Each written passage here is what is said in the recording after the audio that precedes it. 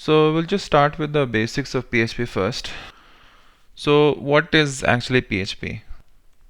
So what is technically PHP? PHP is basically a server-side scripting language which is designed primarily for web development.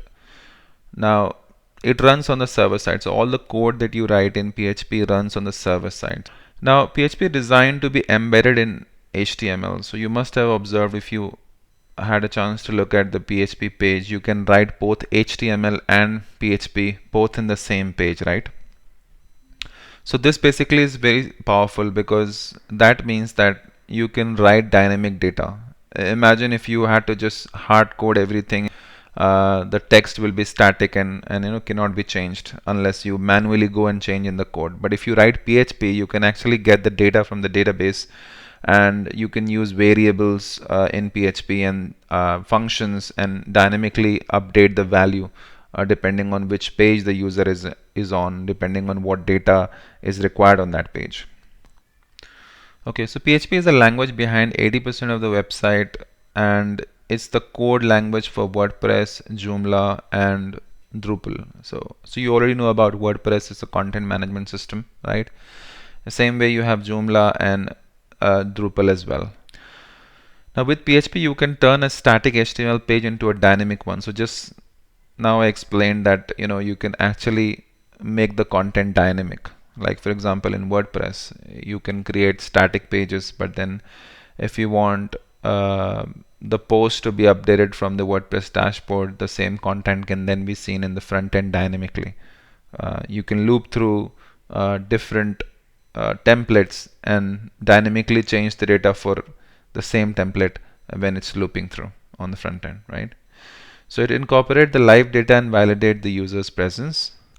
Just a little bit of history. I won't go too deep into it because this is more of a fundamentals of PHP and what are the different concepts. But just to let you know that it was created by Rasmus Larford, okay, and it was in 1994.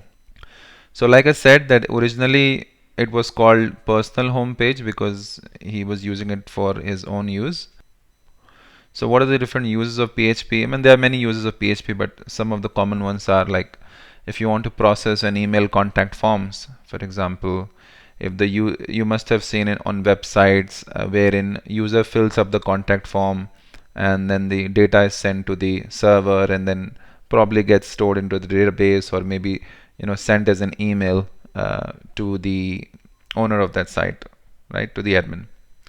So that's one use of that. You can upload files from an online form. So when you are dealing with forms on the front end, when user can upload their profile pictures or any other document related stuff. You must have seen some bank sites also where you have to upload the document, fill up the form. So this is all possible with the help of PHP. You can generate thumbnails from a larger images. You can create watermark images. You can also read and write files using PHP. You can calculate date, time. A lot of the PHP functions are also similar in JavaScript. I mean, what they do is similar. However, the syntax can be different. But you will find a lot of similarity in these functions. Like there is a function in PHP for calculating the date and time in JavaScript as well. You can change the content depending on the date and time. So you can have conditional based rendering of the content, like if x is equal to y, then show this date or time. So you can do conditional based rendering of the content. You can also communicate with the databases. So when the user submits the form, either you send that as an email to the admin, but you may want to save some of his information for future use as well, right? I mean, this is how the users are created. For example, if you register yourself on a site, you would expect that if you come back tomorrow, you should be able to log in with the same username and password, correct? And you would expect that your pictures that you uploaded, maybe your profile pictures, would always stay there, and you don't want to do it over and over again. So all of the data of the user is actually stored into the database, and PHP is used to communicate with that database. Some of the concepts that we're going to talk about in PHP, one is your variables. You might have heard about this one. You have arrays. We'll talk about arithmetic operations. We'll talk about conditional statements like if else. We'll talk about loops, which is like very, very important. If loops weren't there, imagine you had to repeat your statement. So right, you had to repeat the same thing. For example, if you're working with grids where a postcard is going to be repeated, if loops wouldn't have existed, you had to write the same piece of HTML markup every single time and then update things. So loops is really, really powerful. Then you have functions. So functions basically allow you to reuse a piece of code. For example, you want to perform bunch of operations like calculate two numbers, and then based on that calculation you want to echo out something or print out something. So if you're going to repeat your work over and over again, you can actually put them inside of a function, and whenever you call that function, no matter how many times you call that function, that functionality will be executed, those code will be executed. So functions are really, really useful. They help us reuse set of functionality or code. You also have classes. Let's say that there are cars. Now each car can have different features. Some of them will have different colors. Some of them will have different seating capacities, or maybe the number of doors it has. Maybe some of the features, like some of them will have ABS security. So, but eventually they will still belong to a family called cars. So think of that as a family. When we are talking about class, we basically grouping them together, like which have similar qualities. Okay, not all can have the same qualities, but many of those cars can share similar qualities. For example, maybe all cars can run on 4 wheels, right? So maybe all those cars will have a steering, right? So some properties are going to be common while others can be different. Like some of them can have air condition, some of them don't. So there could be different variants of those cars.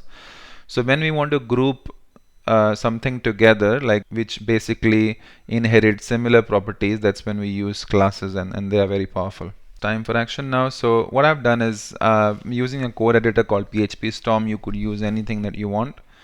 Not that you have to do it along with me, but you can just take a look at it as to how it goes. So we can create a PHP file. So a PHP file will always have an extension called PHP. In my PHP Storm, I don't have to put an extension, but as you can see, that is already created an extension. So it has to be .php.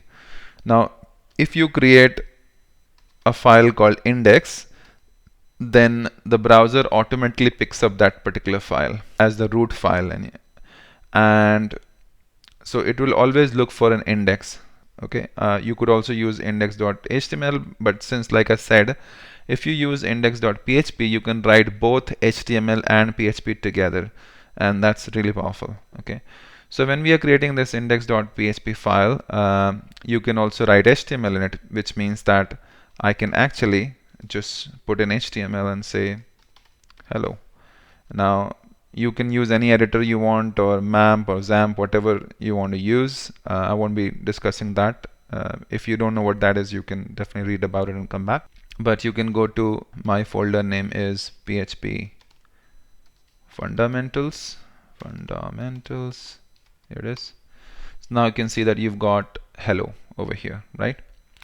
So that's how you can write HTML over here. And if I want to write PHP, I can also do that. So I can open a PHP tag.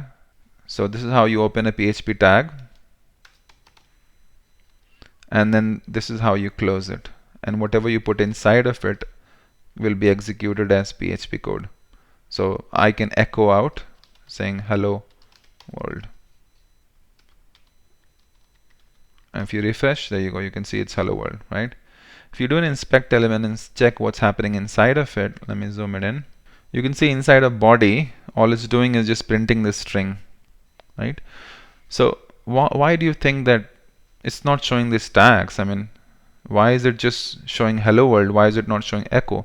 The reason for this is because PHP, like I said, is a server-side language. So the code is executed, but it won't show on the browser. On the browser, it will only going to show the output of that particular statement.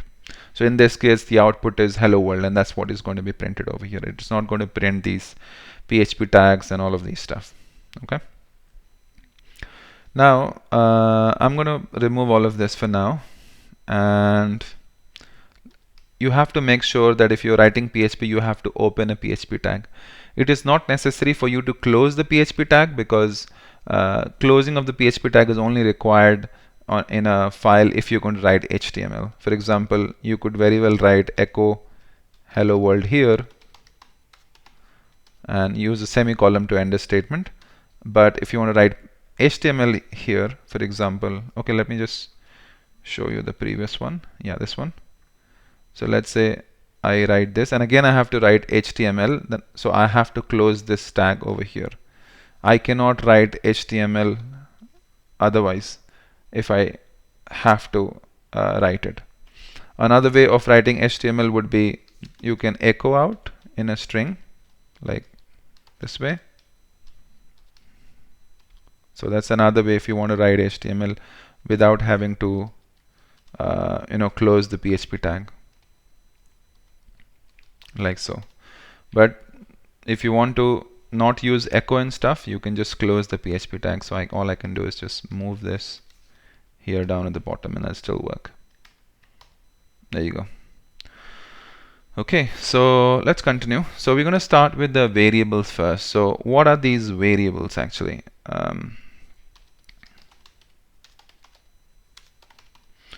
So variables basically are the placeholder for a value that you don't know or that might change later.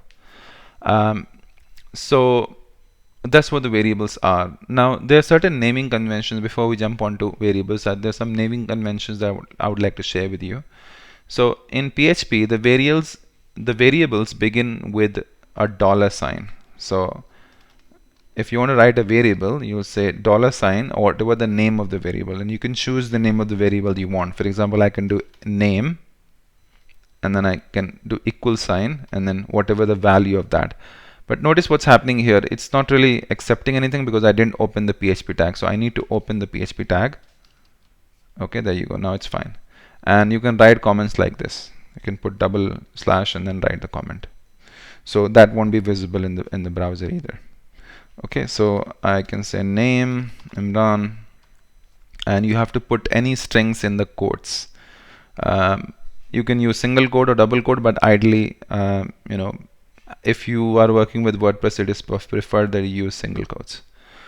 Okay, so the letters, numbers, and underscores are allowed name as a variable, which means you can do something like so the letters will be like N, so this is allowed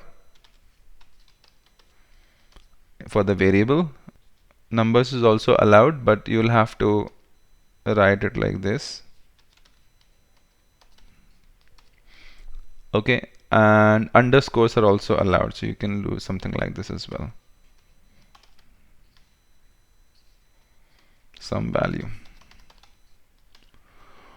Okay, however, the first character after $sign cannot be a number. So if you notice, if I put like this, it's giving me an error, right? And you can see that it's not allowing me. So so you can use number if you want, but the first character after the $sign cannot be a number. Okay, it can be an underscore, so I can do like this, but I cannot use a number directly. So that's one of the basic rules that we need to follow. Okay, clear so far? I hope so. Okay, next thing is that there should not be any spaces or hyphen. So I cannot write like this, it won't be considered. That is not allowed. And the variable names are case sensitive, which means this is not equal to this. These will be treated as different variables. So if you capitalize something, or if you like this,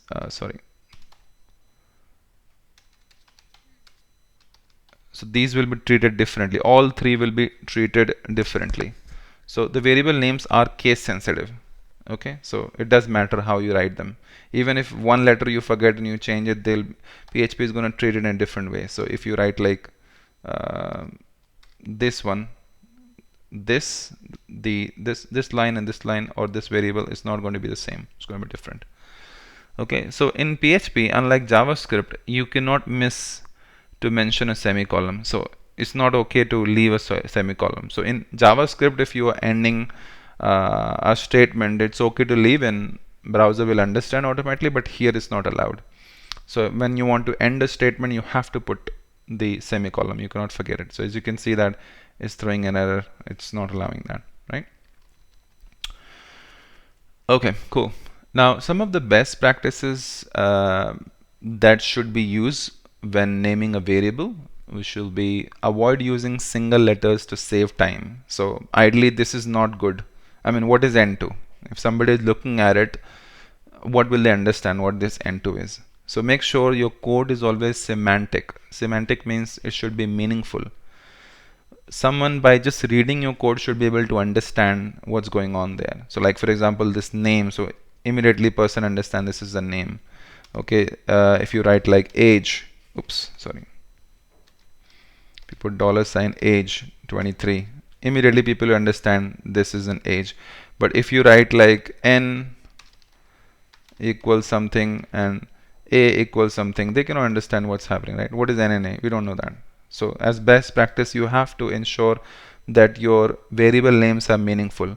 If you ask me, variable names are one of the most difficult part, because naming is like sometimes hard to understand or hard to figure out what name should be given. So that is, I would say, one of the hardest thing is to think what name should I give to my variable. But yeah, you'll figure it out.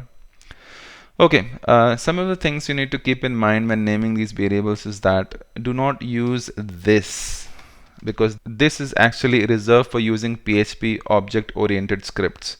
So do not use this. Okay, so you can see that cannot reassign this. So this is should not be used for variable names. Okay. Other reserved variables are also available. So you can go to php.net manual reserved.variables.php and you can check it out there. Most of them are super global variables. So if you want me to show you, can quickly do that. So http php.net manual /reserved should be variables. There you go. So you can see that these are the variables which are reserved and should not be used, like global, server, get, post. These are all reserved variables. Okay, by PHP. Okay, now displaying the values in PHP, right? So how to display the values in PHP? So the values are displayed in PHP by using an echo or a print statement. So let me get rid of this. Okay, so you can do echo, which you already know about. I just explained, hello world. Another way is to use print. And now if you check on the browser, you can see that you've got both. Okay, so what's the difference? How do I decide when to use echo and when to use print? So the difference between echo and print is that echo can display a series of values. However, print can only display one value. You can echo a variable that stores strings. However, you cannot echo with arrays.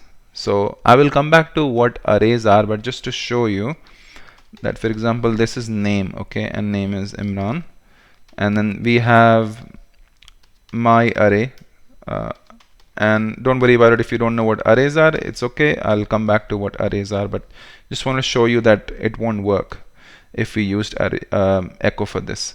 So if I do echo name, I should expect to see Imran here, which is great. And then if I try to echo my array, you can see that it's not working, right? You cannot echo with arrays. Okay, so it needs to be converted into strings before you can echo them. Or you can use the printar. So there's also another keyword you can use, which is called print r, and then you can put my array inside of it and see what you get. So you can actually print this array on the browser. So now you can see that you can print, and if you're wondering what these are the index of that. So and the 0th element is 2, the first element is 3, and second element is 5, and that's what this array value is. So I'm just printing it out. So for printing arrays like things like array, you have to use the print r. It won't really work with echo. Okay. You can display multiple values using echo separated by comma, and you can also use parenthesis with echo and print as well. So you can do something like this. Okay, so you can either use parenthesis or you can choose to ignore parenthesis. It's fine. Okay, so I hope this is all clear so far, right? And we will continue further. So I'm going to get rid of this. Now we'll come to PHP global keyword, use of single and double quotes. Okay, so if you want to use an apostrophe within our text, we can escape the sequence, which means that put a backslash before the apostrophe, which tells the engine that next character is part of the string. So you can write what do you call it, thought of the day.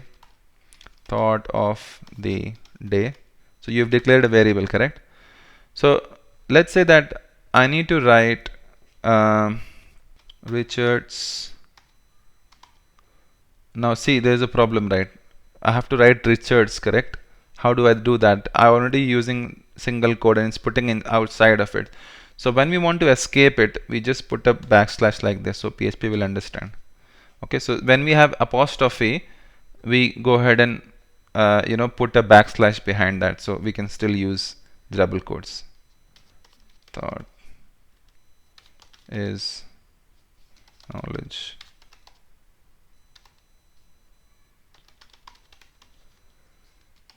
Okay, so that's how we tackle when we want to use apostrophe when we're using single quotes. But if we are using double quotes, then we don't have to do that. So for example, instead of single quote, I wrap this in double quotes, then I don't have to use it, because now you have the single quote available, so it's not going to clash with the double quote outside. Okay, so this kind of situation would only arise if it's wrapped in a single quote. If the whole string is wrapped in a single quote, that's when you need to use this backslash. But if you're using double quotes, then you don't have to worry. It's not going to clash.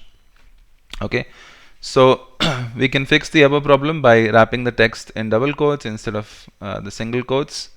Now if we want to display our comment with double quotes, then we need to wrap the double quotes within the single quotes, and if there's any issue with apostrophe inside of it, we resolve it by escaping it. So I'll tell you another scenario now. Let's say I want to output this in quotes in the browser, right? Let me echo it and show it to you. So I'm going to echo thought of the day on this line, and this line. Okay, let me comment this one out first. So this is all good, right? But what if I want to wrap this inside of quotes, double quotes? I can't do that, right? Because it's already wrapped in the double quotes. A string is supposed to be wrapped in a double quote. So how do I fix that? What you have to do in that case is that you have to wrap the whole thing in single quotes. Okay. Oops, sorry, my bad. And now if you check, okay, let me comment this too. Now if you check, this is sorted, but the problem will again arise that I need an apostrophe here, and because the whole string is wrapped in a single quote, how do I fix that? So again, same concept applies. If the whole string is wrapped in a single quote, and if you want to put apostrophe, you just put backslash like this. So now we are back again. So can you see that? Yeah, so this is how you fix it. Awesome.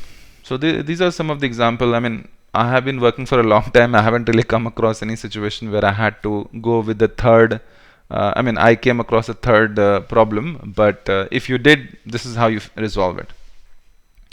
So what's the difference between the single quote and double quote? So main difference is that anything written inside of single quote is treated and displayed as a string.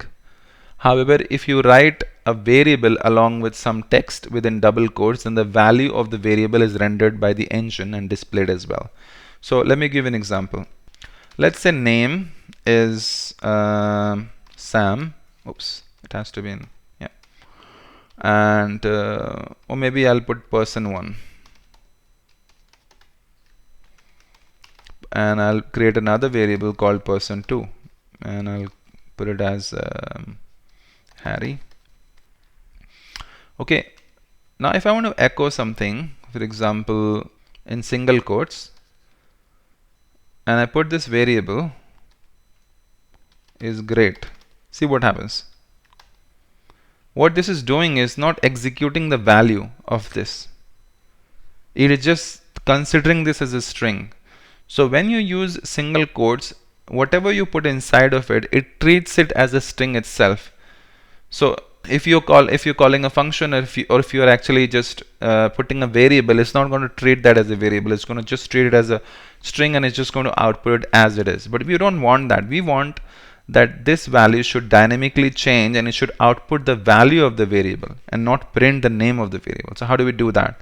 How we can resolve this is by wrapping this inside of double quotes instead of single. So now you can see the color is also changed, right? So if you use double quotes, then it's going to execute the value of the variable that you're using. So now if you go back and check, you can see that, right? Now this variables, you can see in a moment that it's very powerful, because now if I use person2, it's going to dynamically is not so great. It's gonna, okay, you can also echo a br tag, so it'll put a new line. Yep, you can see now it's saying Harry is not so great and Sam is great. So if you check in the browser, user can't see that variable because it is executed. PHP's code is being executed, and whatever the value comes is this place is getting replaced with that value. So in this case, on this line is replaced by Sam because that's the value of person1 is, and on the next line is replaced by Harry because that's the value of the person2 is, right? But you do understand that if we were using a single quote, it won't do that, because it will just print that particular variable name. It won't execute the value of that variable. So if you want the value of the variable to be executed, you need to use double quotes.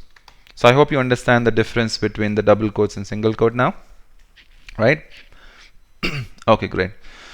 So let's continue. I hope you're enjoying the learnings here. Now we're going to talk about how to combine two strings. Okay, so let's say that I put first name. This is something, in fact, this is going to be a practical example, because in my career of coding for many years, this is something that I have done many times. So for example, you have two variables, so first name, last name, right? So it could be Harry Osborn from that movie, Spider-Man. Sorry, that's the best I could come up with. And now I'm struggling with the name of the spelling. Osborn. I hope that is Harry Osborn. Please forgive me if I made a mistake in your spelling.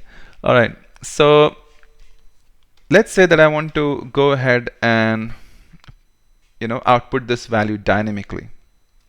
So what can I do? I can do first name, then I space, I can do last name is amazing, or is an actor. What should happen? So what should happen is that it should be Harry. So Harry will be replaced by this value. Is going to output this value, and this will become out Osborn. So what I expect as a result of this should be this. Correct? So that's something I should get on the browser. So let's see if that's the case. There it is. You can see. I mean, now I don't have to change this line of code. I can just change it to Sam, and immediately the value changes. That's how PHP is so powerful, because all you have to do is just change the name of the variable and it's just changed everywhere. So think about it. If I now print this another time, it's going to be changed there as well. And wherever that variable is used, it's just going to change that value everywhere. That is super powerful. So that's one way of doing things. But what if I need to concatenate two strings? For example, leave this for now. I want to put these variables in this fashion without double quote. I can use something called dot. Okay, so if I use dot, it's going to concatenate both these values. So I can, if you check now, you can see it's Harry Osborne. So what this is doing is, this is concatenation operator is joining the values of those two variables together. Now I don't see the space in between, and I don't like that. So I want to put a space in between these two names. So how do I do that? All I have to do is put a space, put a single quote, which will be a space, and put another dot. So now what this is going to do is, this is going to get joined with this space, and then this is also going to get joined with this whole thing. So basically dot is to join these three things together. So the value of the first variable, the space, which is nothing but a string, and then the value of the second variable. And if I take a look at now you can see that we've got a space. And you can just keep doing it as long as you want. I can say, oh, it's he is awesome. I can add more, and friendly. So you can keep concatenating. Okay, so this is basically, but of course you need a space here, so I'll just put some space, and now this should be fine. Yep, there you go. So basically this is a concatenation operator, which is super useful and super powerful. As you can see that you can combine multiple strings together. Okay, and now we can also concatenate a message, kind of concatenating the messages of different people together and forming it like a big large message. So how do we do that? So if you want to join two strings together, you could also do something like, I'll change this so it's easy. So let's say I want to concatenate these two. So there's another way to do this. What I could do is that I want to form a message. So I'll say that I want to join this message with this. So how do I do that? All I have to do is put a dot over here and see what will happen. Instead of saying message 1, I can do, yeah, same thing actually, message 1. What this is going to do is, at this point on line number 4, the value of message 1 is Harry is great. Okay, but on line number 2, I'm saying that whatever the previous value of the message 1 is, add the new value to it. So this dot is going to do that. So I think I should put a space over here. Otherwise, when they get joined, they're going to be like very packed together, very much packed together. Of course, I have to echo out. Otherwise, I won't get it. So now if I get message 1, see what happens. You can see Harry is great, but he's still lazy. So what's happening here? So at this point on line number 4, when the script reaches, it's going to see, okay, the message 1 value is Harry is great. But when it reaches the line number 5, because I'm using the dot equals, this thing actually means that whatever the existing value of the message 1 is, go ahead and concatenate the new value to it. So Harry is great, and then plus, but he's still lazy. That's the concatenation. So that's also another way of concatenating strings, and this can be useful when you're actually creating divs and all. So I'm going to, if you bear with me and if it's not too overwhelming, I'll just show you practical scenarios of where that could be powerful. So I can call it HTML markup. So you can also write HTML in quotes, and then this will also be HTML markup. So let's say that, okay, I'm going to get rid of this. Let's say that this is the opening div, and I have to put dot, so it's combining that. So this is a closing div, and inside of this I'm writing an h1, and there's a closing tab, hello. So what do you think this should look like? So let me tell you the result, the output. What kind of output will this become? So result, so it was div on line number 4. When it reached the line number 5, it became h1 hello. I'll just copy it because I'm lazy, just like Harry. Okay, so what did just happen? On line 4 the value was div, correct? But on line 5, because I'm using this concatenation operator along with equal sign, it's combining those two values. It's saying that whatever the previous value was, add the new value to it. So that's what happens when it reaches line 5. When the code reaches line 6, it's going to say, okay, what's my current value? So my current value was this. Go ahead and add another div to it. And this becomes this way. So now it's proper. So now you can see. So that's how you can actually combine the markup. See, I can combine a p tag also over here. Hey, or put para. This will be heading. So now you can see that this is the opening div, which was this. Then when the code reached here, it combined these two. So now the output is div and then h1. When it reached here, it combined that, and now it's p as well. And then finally, it's closing. So this way, using PHP, you can actually generate the whole markup. Now, when will this be useful? When you're actually doing the loops, because if you had to wrap the whole thing in a loop, like a while loop or a for loop, this is going to loop through and maybe generate 4 cards for me, 4 div elements for me. And that is super powerful just with a PHP. So when you're dealing with such things in practical scenarios, these things can be helpful. Okay, so I hope that one is clear. Now we can move on to the next one.